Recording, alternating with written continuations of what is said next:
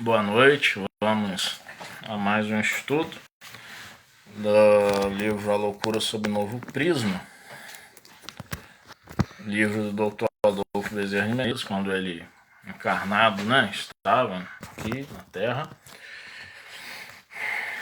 tratando sobre os aspectos dos processos obsessivos. Antes ele vai, como todo pensador, falar a respeito de diversas teorias. Então ele já fez a demonstração racional, e de autoridade da existência da alma, e agora ele está realizando a escrita da demonstração experimental da existência da alma. E vamos dar continuidade a esse estudo, agora. Vamos fazer uma pequena oração e darmos então o início. Deus, nosso Pai, Jesus, nosso mestre e irmão, principalmente o nosso irmão mais velho, nós aqui estamos agradecidos, Deus Todo-Poderoso, por esta oportunidade de estarmos aqui unidos em pensamento para aprendermos e buscarmos também apreender os ensinamentos desta hora. Que os nossos raciocínios possam receber a inspiração dos benfeitores espirituais que atuam, inspirando-nos, auxiliando-nos, protegendo-nos. Assim seja.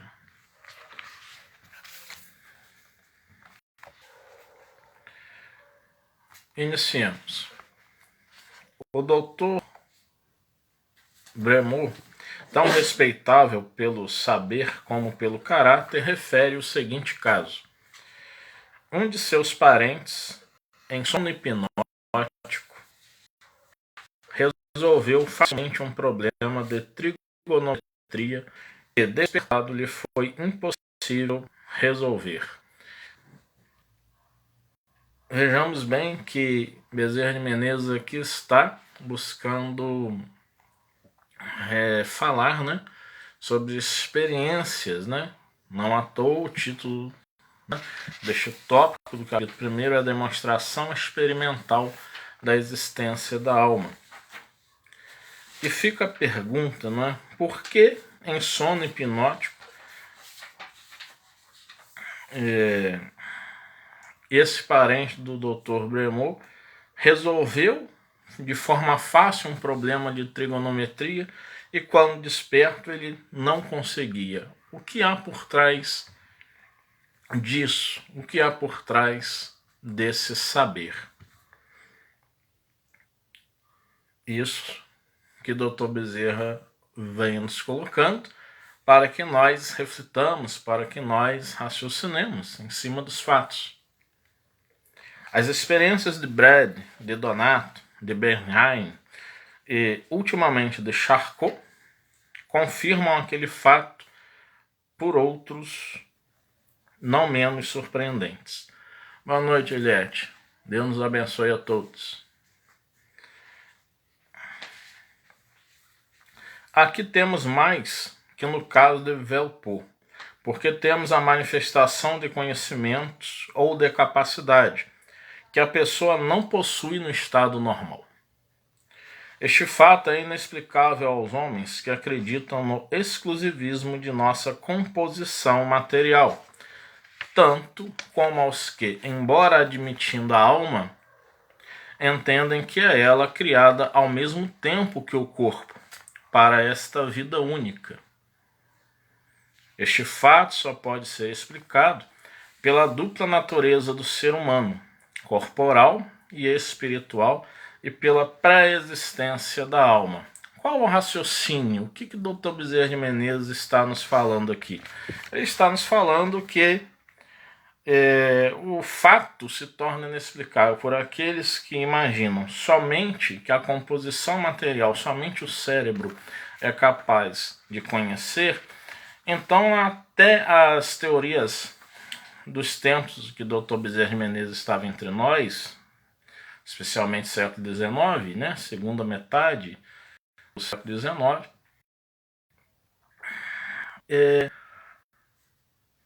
vai ser colocado o seguinte: o cérebro, boa noite, Ana Cristina, o cérebro pode realizar tudo, o cérebro conhece tudo.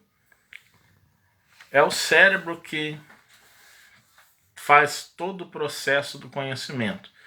Se o cérebro faz todo o processo do conhecimento, obviamente, em estado alterado de consciência, o cérebro só deveria dar respostas daquilo que conhece, não ir além. Por exemplo, resolvendo um problema de trigonometria em que, em seu estado não alterado de consciência, esse parente do Dr. Bremot respondeu.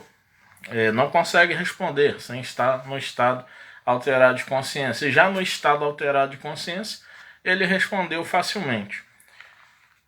Hoje temos outras teorias para isso, né? Que são teorias mais psicológicas e não fisiológicas, né? Apesar de haver aí uma interação, né? Se buscar uma interação com o campo fisiológico, no sentido de que o cérebro arquiva memórias. Então hoje nós temos tantas informações, internet, livros diversos, escutas diversas, e fala-se da hiperestesia, não é? Uma supermemória, onde em determinados casos, né, uma pessoa pode ter lembrança, né, de algo que ela estava totalmente oculto a ela, né, e ela viveu aquilo, ou um fato ocorreu igual a determinado trecho de livro que ela possa ter lido, ou de um filme que ela possa ter visto há muito tempo atrás, né? Mas ainda assim, isso não explica, por exemplo, uma pessoa vivendo no interior mesmo, né, bem afastado de uma cidade grande, e, por exemplo, resolvendo problemas sérios e difíceis de matemática. E a pessoa não teve contato, não teve estudo, não teve possibilidade de, em algum momento, ter acesso a essa informação. Então, essa teoria da hiperestesia, dessa supermemória, ela não suporta, né, esse argumento. Fica-se sem explicação aí.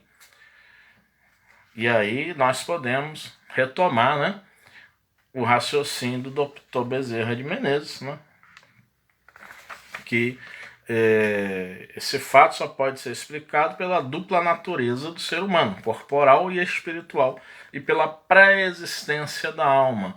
Porque a pré-existência da alma tem tudo a ver com o fator da reencarnação. Se eu sou uma alma criada ao mesmo tempo que o corpo é criado, eu não tenho como saber de algumas coisas a mais. Não tem como explicar aquele ser humano no interior, que eu falei anteriormente, sem acesso a informações, sem acesso à escola, e podendo resolver problemas graves de matemática. Se a alma foi criada ao mesmo tempo que o corpo, Deus privilegiou aquela criatura, né, no raciocínio, né, espírita. A filosofia espírita também da filosofia reencarnacionista, que não necessariamente, né, está no espiritismo, porque não é exclusividade do espiritismo. E aí, pré-existindo, vivendo anteriormente, isso vai se explicar. Ah, não, aquele ser que hoje vive no interior, mas ele, em uma vida passada, fazendo de repente uma regressão de memória, descobre-se que foi um matemático, um filósofo, que à época, né, estudava-se diversas ciências, e essa memória então despertou e ele pôde resolver aquele problema. Sem a teoria da pré-existência da alma, não há como explicar esses processos. Continuemos. Com efeito, o parente de Bremot não vê como a operada de Velpeau fatos que se dão na ocasião. Ele resolve um problema que exige ciência de que é ignorante. Como é isso?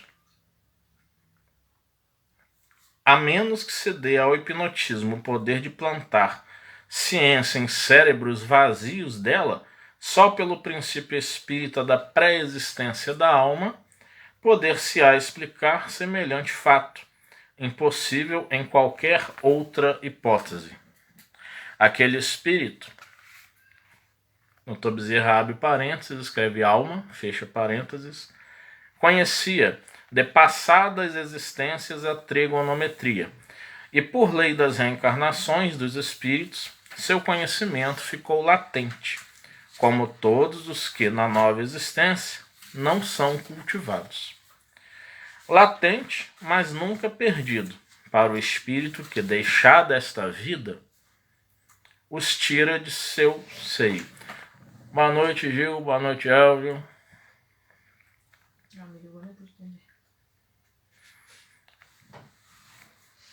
Desprendido, pois, por momentos da matéria que lhe servia de véu, o espírito enfrentou uma questão que lhe era conhecida e facilmente a resolveu.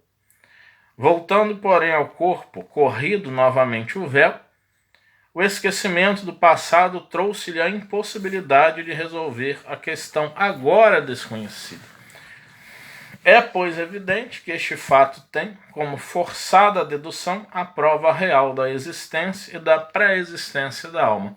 Contextualizando essa situação que o Dr. Bezerra de Menezes coloca com as teorias atuais, por exemplo, sobre hiperestesia, em relação a um caso que eu imaginei aqui, né, como suposição, que Kardec nos orienta e no pensamento filosófico, no pensamento, né, em filosofia científica, nós devemos buscar abranger todas as possibilidades, né, para ver se aquela teoria se sustentará em todos os casos. E, entretanto, é difícil que uma teoria sustente-se em todos os casos, porque nós vivemos em um plano onde nós estamos a descobrir verdades. Então, nós temos ainda muita relatividade em relação à verdade. Eu estou falando de relatividade no sentido teórico da busca pela verdade, não relatividade no sentido moral. Relativismo moral é outra coisa, é outra situação. Não é isso, né? Quero deixar bem explícito que não é isso que eu estou falando. Eu estou falando em relação a uma relatividade perante o conhecimento, até porque os pensadores Nietzsche e Lacan já diziam que por trás de um discurso há sempre um discurso, e por trás da interpretação de um discurso há sempre uma outra interpretação. Então, o que nós estamos interpretando aqui pode ter diversas outras interpretações, que inclusive vocês podem estar tendo, diferentes talvez do que nós estamos colocando aqui nesse exato momento. E isso é muito bom, porque isso amplia o nosso horizonte, o nosso campo de saber. Continuemos.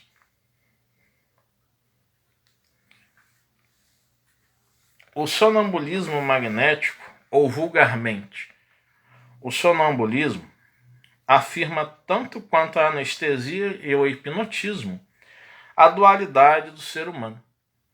Voltaire confessou que, dormindo, isto é, em sonambulismo natural, corrigiu um dos cantos de La Henriade, que muito sobrelevou os que compôs acordado. Massillon compôs dormindo muitos dos seus monumentais sermões. E Burdart refere que no dia 17 de junho de 1882, dormindo à sexta, sonhou que o sono não passa da supressão do antagonismo muscular entre a distensão e a retração. Contente com a luz que este pensamento lhe parecia derramar sobre os fenômenos vitais, despertou. Porém, súbito aquela luz desapareceu, por ser aquele pensamento alheio às suas ideias. Entretanto, tornou-se ele, diz o sábio, o germen de minhas futuras concepções. Os casos de Voltaire e Massillon poderão ser atribuídos ao hábito. O de Bourdieu, porém, nunca, porque o sábio fisiologista confessa que estava fora do círculo de suas ideias. Este fato, pois, revela como uma experiência material a existência no homem de um princípio que não dorme enquanto dorme o corpo, e que, desprendido do corpo, vê mais claro e mais longe, recorda conhecimentos de outras eras, que jazem latentes no ser misto, na presente existência. É interessante nós observarmos aqui que esses casos de Voltaire, de Massillon, de Bourdieu, de Voltaire e Massillon, Bezerra de Menezes fala que podem ser atribuídos ao hábito, porque Massillon escrevia sermões e Voltaire era um escritor, fazia cantos, né? Escrevia peças, escrevia livros. E, por hábito, no sono, eles poderiam continuar, né, nessa atividade cerebral. Porém, fica aquela dúvida, né? Por que dormindo o cérebro deles processaria algo tão maior e tão extraordinário do que os que eles produziam acordados, né, em vigília? E quando acordava, esse mesmo cérebro já não mais muitas vezes se lembrava, como no caso de Bourdieu, daquilo que sonhou. Hoje nós temos algumas teorias, né, em relação à ciência do sono, né, que é muito mais fácil se lembrar do sono quando se está no sono REM, isto é, Rapid Eye Movement, que é o movimento rápido dos olhos, que não é o sono profundo, né? Isso é básico para quem estudou sobre o sono. E os estádios mais profundos, que é quando se chama aí de fase N1, N2, N3, você está com sono muito profundo. Quando a pessoa acorda nesses estados mais profundos, acorda grog, né? Que se chama vulgarmente. Acorda desorientada. Ainda a pessoa não está orientada do local em que está, né? As pessoas falam algumas coisas e é como se a pessoa estivesse dormindo ainda. A pessoa diz, eu nem me lembro que você me falou isso, né? Porque a pessoa está saindo de um estágio profundo. E nesse estágio, em geral, a pessoa desperta e não recorda-se dos sonhos. Quando a pessoa desperta do sono REM, é mais fácil porque a pessoa não acorda grogue, a pessoa acorda orientada. Então, eu até penso na teoria de que quando o espírito retorna ao sair do corpo e o perispírito, né, o corpo espiritual, que ele afeta, né, o organismo físico, é como se ele fosse ali um instrumento para que o espírito, como agente causador dessa memória, impulsionasse esse perispírito para retornar ao corpo, mas deixando o cérebro em maior atividade. E aí despertando no sono REM, despertando nesse sono onde a lembrança daqueles momentos em que nós estivemos, né, emancipados em espírito, em estado de desdobramento da alma, em projeção astral, venha, né, a se fazer. Não há nenhuma confirmação dessa hipótese que eu estou aqui colocando, né? Teríamos que fazer exames de polissonografia, né? Com pessoas que se desprendessem conscientemente do seu corpo, né? Retornassem e dissessem, né, que acordaram lembrando-se, né? Ou assim que acordassem, anotassem suas lembranças e ali né, na polissonografia teria essas questões. Teria que se fazer esse tipo de experimento. Não sei se alguém já fez, pode ser que alguém já tenha feito, Eu desconheço, né? É só um parênteses aqui para a gente tentar explicar essa situação do Voltaire e do Marcilon agora. No caso de Bourdais, tem a questão de que o fato dele sonhar que o sono não passa da supressão, isto é, da cessação da causa, né, do antagonismo, do conflito muscular entre distensão e a retração, os músculos estão ali relaxados, já não tem mais esse conflito, e que isso seria o processo do sono. Quando a gente sabe que o sono hoje é uma necessidade do cérebro, né? Mas isso estava alheio às ideias dele, né? Quando acordado, ele não tinha essas ideias. E ele coloca que então por isso, como estava contrário às ideias dele, ele também não deu atenção. Porque é assim, a gente acorda, às vezes lembra de um sonho, mas como não é a nossa vida real o sonho, né? Para nós, ainda que um desdobramento a gente esteja no mundo dos espíritos e lá seja a pátria verdadeira, mas não é a experiência de vida que nós estamos tendo em realidade. A experiência é aqui na Terra. Então, a gente não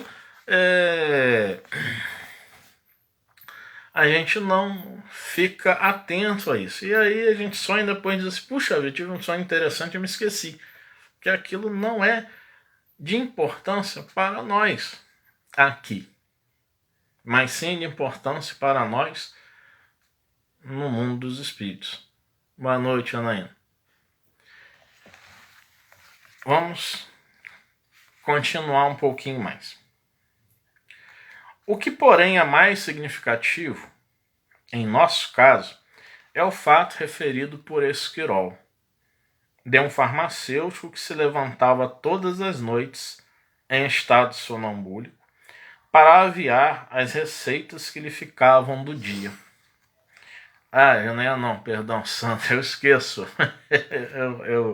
eu lembrei aqui, mas falei, né, o nome que tá aí que eu li. Perdão, santo. Boa noite, santo. Falando nisso, a mensagem do seu pai tá comigo. Eu vou fazer o seguinte, eu vou deixar lá no grupo, e assim que você puder, eu vou deixar com a Tânia, e ela, estando lá, geralmente ela está lá, você pode mandar uma mensagem para mim no Zap, né, no privado, dizendo o dia que você for, e aí eu já aviso ela, né, ok? E aí você busca lá.